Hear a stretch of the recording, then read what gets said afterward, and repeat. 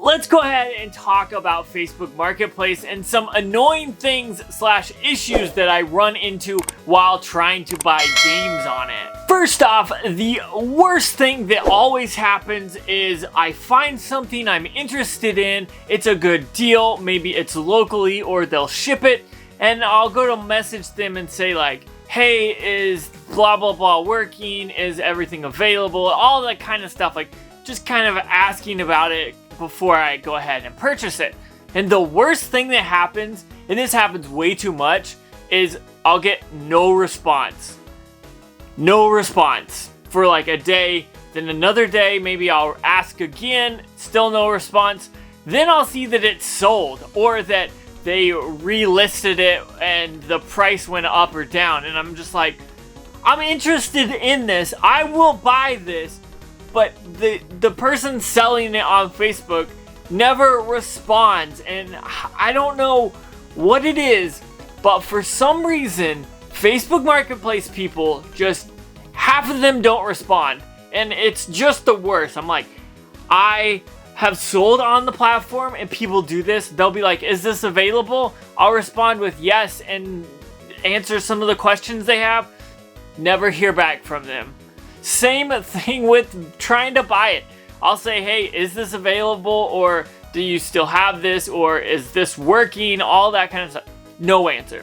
What's the deal with Facebook Marketplace and people not answering? That's my biggest issue right now. The next thing on Facebook Marketplace that I hate, that I see way too much, is knockoffs. Whether it's console knockoffs or game reproductions, it just annoys me. I always see those like 201 consoles or 201 games, and those are obviously fakes and I don't understand it, but sometimes I'll see something that's like an NES classic that's fake, but it's not like as noticeable as a fake that's well changed or something like that. Like I'll see one that's the 601 and you'll be, okay, that's a fake one, but then maybe there'll be one that just has the normal NES classic, but then you'll look at it and figure out something's different about it and it just is obviously a knockoff, and that's really annoying.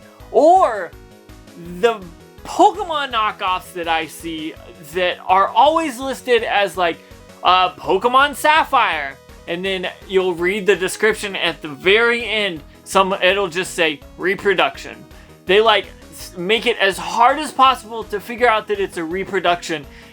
But if you miss that, you'll be sadly disappointed. Now, some of them, it's obvious that they're fake games, and that's its own issue. But those people that are on there that are selling knockoffs and reproductions as if they were the legitimate real deal, oh my goodness, it just bugs me so much. I'll see it, and I'm thinking, how do they expect people to believe them? Like, do they really think that people are so dumb that they have Mario on a Wario game or something weird like that? There'll always be something off, that they'll act like the game is brand new and is basically the way that it would be sold from Nintendo or PlayStation or Xbox or anything like that. And I'm like, it's obvious that these are fake. Stop acting like the real games, please. The next thing is the price listing, and I've got 3 different ways that I see this that is really annoying, and I'll go through all 3 of them. But first off is the games or consoles or whatever it is listed for free. You go, you see maybe there's a Game Boy Color that's listed for free. You'll go and look at it, and then in the description it'll be like $45, and you'll be like, why didn't you just list it for $45? It's annoying, and I wish that wouldn't happen.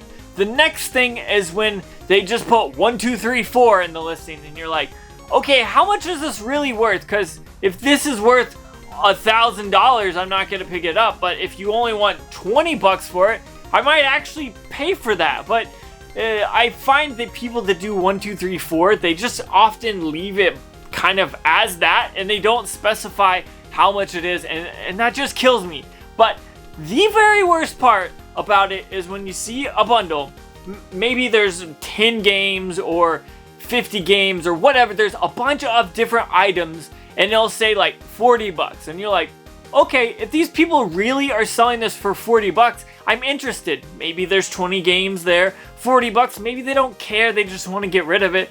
And you go and you're like, 40 bucks is a great deal. Then you get to the description and it's like, game 1, 45 bucks, game 2, 30 bucks, game 3, 20 bucks, game 4, 50 bucks. And you're just like, either list them separately or add them all up and put that as the listing price. It kills me.